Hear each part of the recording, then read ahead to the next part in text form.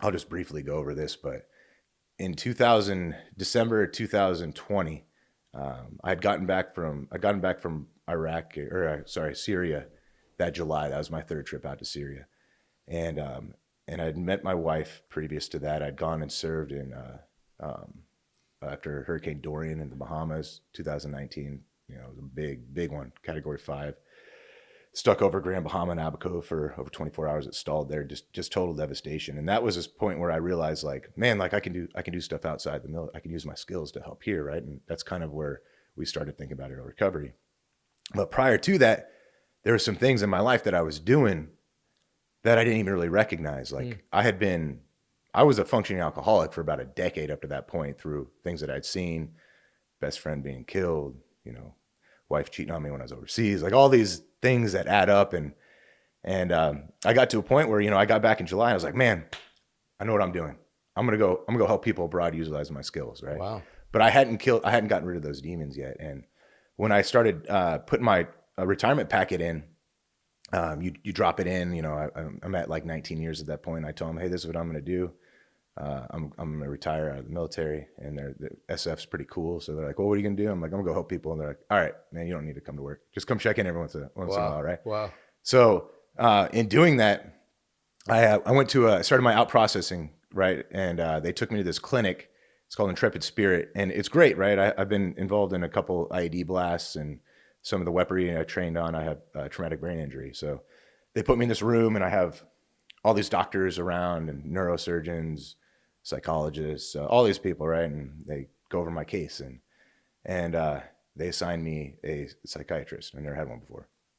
And this is in, you know, the COVID time, right?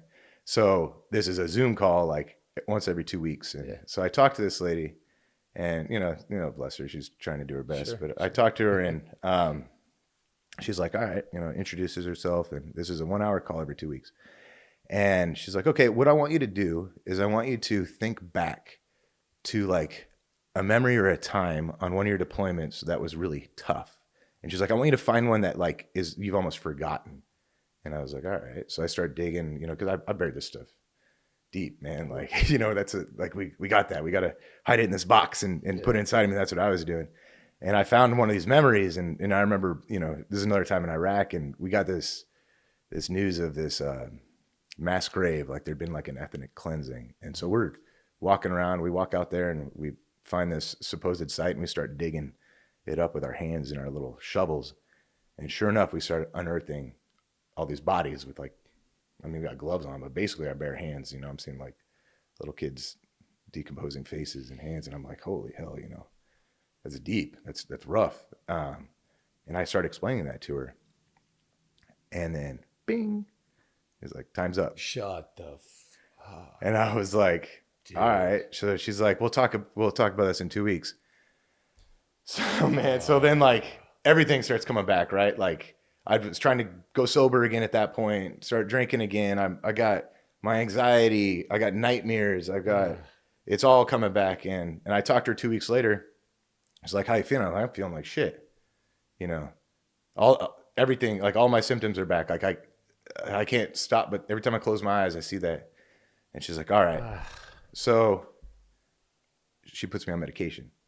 So now I'm on Zoloft, and I start getting on all these prescription medications, and they're trying to help me, but I didn't have the like tools to process. Like it was rough, man. So I start taking medication. I'm on all this stuff, and I'm drinking again. I'm lying to my now wife, my girlfriend, because I'm trying to make myself feel better. So that's what alcohol did that for me. And I get to a point in December, and I was at that last straw. Like I knew what I wanted to do in life, but I still had those anchors that were holding me back. Sure. And then, you know, and like I talk about anchors a lot when I speak to my vets. Like, you know, they can be good at some point, they can keep you stable, but at the end of the day, you're not going to get to where you want to go if you keep them there. And December 5th, I go out and talk to my wife. She's off doing wonderful things as she always is. And she's like, you can be drinking tonight? I was like, no, you know, no, I'm good. I promise you, baby, I'm not drinking anymore. And sure enough, I get around my friends, and one thing leads to another, and I wake up that next morning like passed out on my phone, like completely wasted, all this. And I just remember that morning, man, like I was like, fuck, That's it. Like, she's gone. My purpose is gone.